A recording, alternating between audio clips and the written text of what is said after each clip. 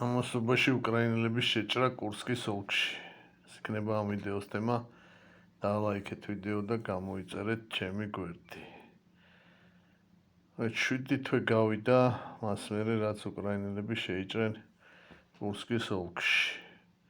6 აგვისტოს დაიწყო ეს შეტევა.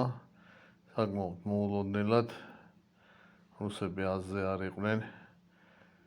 თავიდან ძალიან წარმატებულად მიდიოდა იოლად გაადაკვეთეს საზღვარი. მცირე რიცხოვანი ჯარები ყავდათ რუსებს განლაგებული, ძირითადად ახალწვეულები. ნაწილი დახოცეს, ტყვეთაც ბევრი აიყვანეს. შეიჭრეს სიღრმეში და დაიწყეს პლაცდარმის გაფართოება. შორის დაიკავეს ქალაქი სუჯა. და ეხლა Deep State-ის რუკაზე ნახოთ ეს დინამიკა რა. ყოველდღურად როგორ იცვლებოდა რუკა Deep State-ის მონაცემებით და ამ მდგომარეობა ეხლა.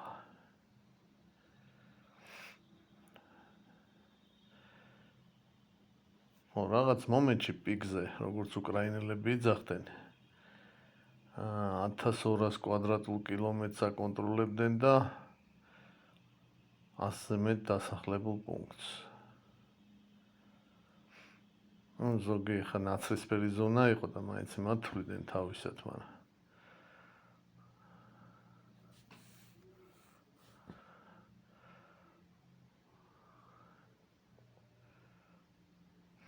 უკვე სექტემბრიდან რაღაცა შემცირება დაიწყო უკრაინების კონტროლებადა ტერიტორიამ.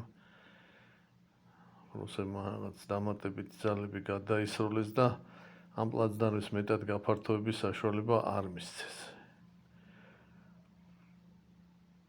ავარაუდოდ მაინც უფრო დიდი მიზნები ჰქონდათ უკრაინელებს ამ ოპერაციას რო იწყებდნენ. მინიმუმ ჩემი აზრით აი კურჩატოვამდე ჩაღწევას და ატომური ელექტროსადგურის ხელში ჩაგდება მაინც იყო გეგმა რა, ესე ვფიქრობ. მე ეს რო არ გამოვიდა უკვე გაფართოებას ცდილობდნენ პლაცდარმის იქ მდინარე სეიმის სანაპიროზე იქ მაშინ ცელდებოდა ინფორმაცია რომ 3000 რუსი ჯარისკაცი ალყაშია ამ მდინარეზე ხიდები გაანადგურეს უკრაინელებმა და შემდგომ ეტაპს გეგმავდნენ შეტევის, მაგრამ იქ არაფერი არ გამოვიდა.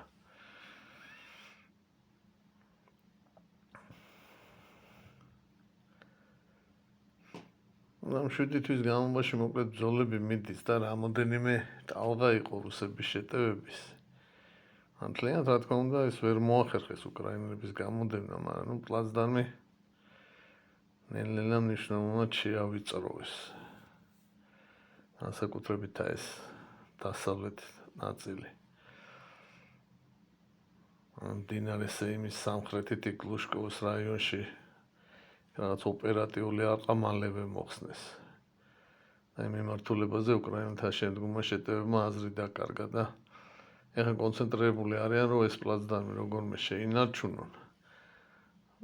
ვინაიდან ეს არის თითქმის ერთადერთი სერიოზული კოზირი უკრაინელების ხელში მომავალ მოლაპარაკებებზე თუ შედგა ეს მოლაპარაკებები საერთოდ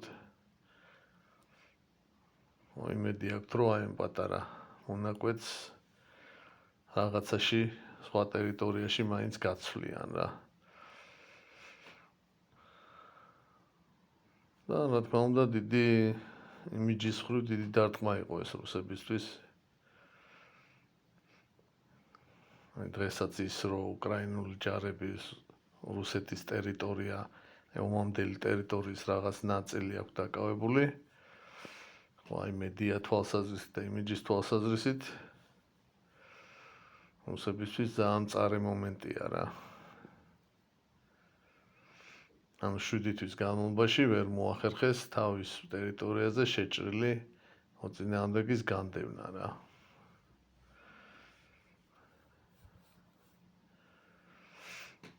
მიუხედავად იმისა, რომ სუმცდელობები აქვს და სუმიდის ოპერაციები იქ რავი ჩრდილოეთ კორეელებიც იყვნენ ჩართული. დანაკარგებიც ბევრი იყო. მაგრამ ჯერ ვერა რა.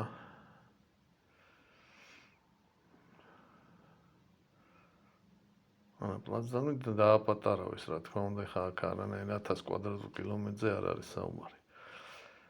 30,000 კვადრატული კილომეტრია კურსკის ოლქი. ანუ სადღაც 3%-ზე ცოტა მეც 4%-ამდე აქ კონტროლებდნენ კურსკის ოლქის პიკზე რა უკრაინელები.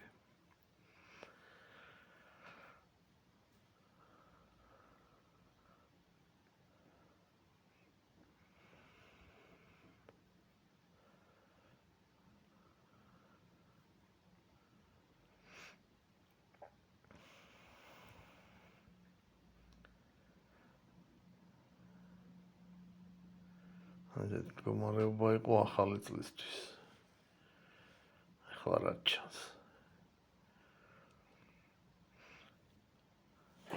ეხლაც აქტუალურია აქ მოკლედ ინტენსიური ბრძოლები მიდის და ბოლო ერთი კვირის განმავლობაში ესეთი მნიშვნელოვანი წინსვლები ჰქონდათ რა რუსებს. მიყოლებით აიღეს რაღაცა საკმაოდ კარგად გამაგრებული სოფლები, რომლებსაც წინა თვეებში ეჭიდავებოდნენ, მაგრამ უშედეგოდ რა. მარიევკა, პაგრებკი, არლოვკა, ნოვოე საროჩინა, ლებედევკა, ნიკოლსკოე, ლოკნია, სვერდლიკოვო. და რაღაც ადგილებში საზღვარის გადაკვეთეს და სუმის ოლქშიდაც არიან შესრულები დღეის მდგომარეობით. საზღვარზე პატარა სოფლებია უკრაინის მხარეს. ნოვენკაე და ჟურავკა და გონი ისინიც დაიკავეს. რითაც მნიშვნელოვნად გაართულეს უკრაინელების ლოჯისტიკური შესაძლებლობები. ეს შვერილი როა და რაღაც ჯარი ყავს შეყვანილი იმისი სტაბილური მომარაგება საკმაოდ რთულია და ბოლო ორ კვირაში კიდევ უფრო გართულდა რა. თითქმის ყველგან წვდებიან უკვე რუსული დრონები და რეზერვების შეყვანისას ან დაჭრილების ევაკუაციას და როტაციის დროს დიდი დანაკარგები აქვთ უკრაინელებს.